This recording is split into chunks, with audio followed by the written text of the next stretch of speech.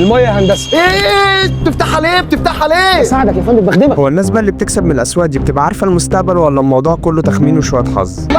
يلا يلا. اي حد بيدخل الاسواق الماليه بيبقى فاكر انه هيشتري بسعر قليل وهيبيع بسعر اعلى ويطلع مبسوط والدنيا متراضيه. قابلت راجل كبير قال لي يا ابني التجاره شطاره. لكن الحقيقه ان السوق مش بيمشي بالعافيه، السوق بيمشي بالتحليل. ماكسيمال 100 جنيه. لان ببساطه انت نجاح صفقاتك في التداول بتبقى معتمده على انك تجاوب على سؤال السعر كلامي حلو. هتخسر صفقاتك برضو لما السوق يقول لك انا مش ماشي في الاتجاه ده.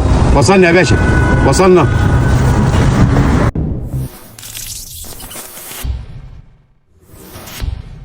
مساء الخير. سنون.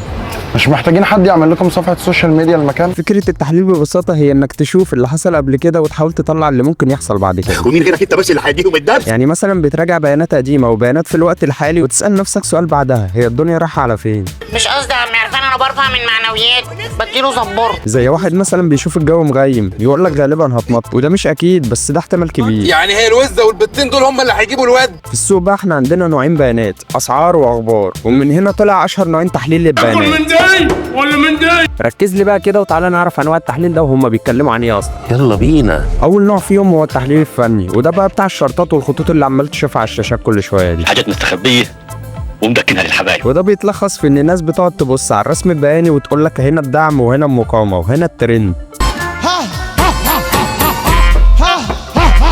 مش قصدي طبعا الاقي فيديوهات بتطلع ترند، انا قصدي هنا لما الترند صاعد لما الترند هابط، اللي هو اتجاه السعر يعني. تديني اي كلمه، جمله، حرف، رياكشن. الناس بقى هنا بتقعد بالساعات عشان تدرس الشرط وتقول لك دعم ومقاومه وترند، وده طبعا بعيدا عن الكسر الكاذب اللي هم بيطلعوه. اهو انتوا كده فقر وعنطر. وخلي بالك عشان وانت بتحلل تحليل فني انت مش بيفرق معاك السعر عمل كده ليه. لا معلش قول لي بس خد منك كام بالظبط؟ انت عبيط ولا انت فاكرني اديهم لك؟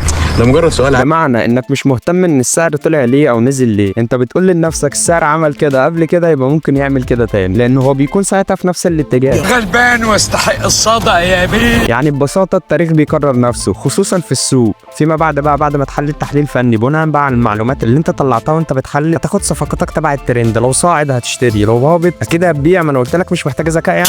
يا انا بطل وابويا بطل وامي بطل. ببساطه بقى والملخص في التحليل الفني هو ان السعر بيتحرك واحنا بنحاول نفهم. انا الصباع اللي يوجعني بكشف عليه بسرعه. يجي بقى لتاني نوع معانا وده بقى بتاع الاخبار والسياسه.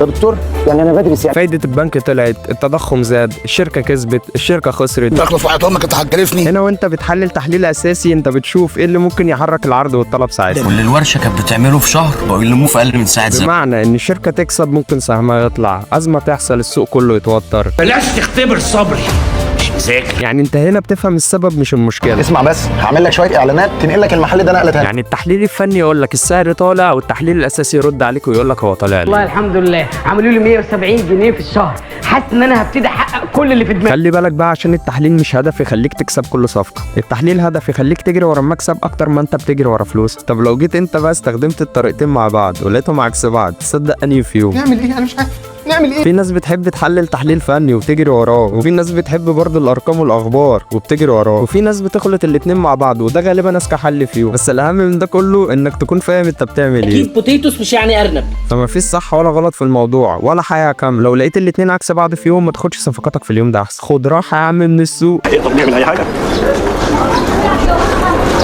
الخلاصه بقى ان الاسواق الماليه مش بتكسب اللي بيتمنى، دي بتكسب اللي بيحللها. مكلاي يقع لوحده. ايوه يا صاحبي، ما الاهتمام ما بيطلبش برضه. ما بقتش مهتم لا بيا ولا بالجيم. اما تبص على السوق تفهمه وتخرج منه كسبان، لا اما تقول على الحكايه كلها نصب.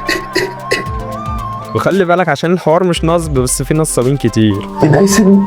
النصاب ده بيفهمك ان الحكايه سهله وبيخليك تدخل من غير ما تذاكر. انا ما حدش يقدر يشتغلني. في بقى انواع مدارس تحليل تانية طلعت جديده بس هم دول النوعين الاساسيين اللي معانا. بس برغم كل التطور ده السوق لسه بيطلع وينزل بمزاجه ولسه المخاطره موجوده. يعني حتى لو قاعد في شارع ويل ستريت نفسه السوق مش هيحل. شغلتي شغله مزاج يا استاذ، مش لعبه يعني. خلي بالك بقى عشان المساله سهله بس عايزه لها تحليل كتير. طلعت ولع وانا واقف فجاه كده. اسهر للصبح بقى وبس كده. لازم تقطعوا بعض، عايزكوا اخوه احباء.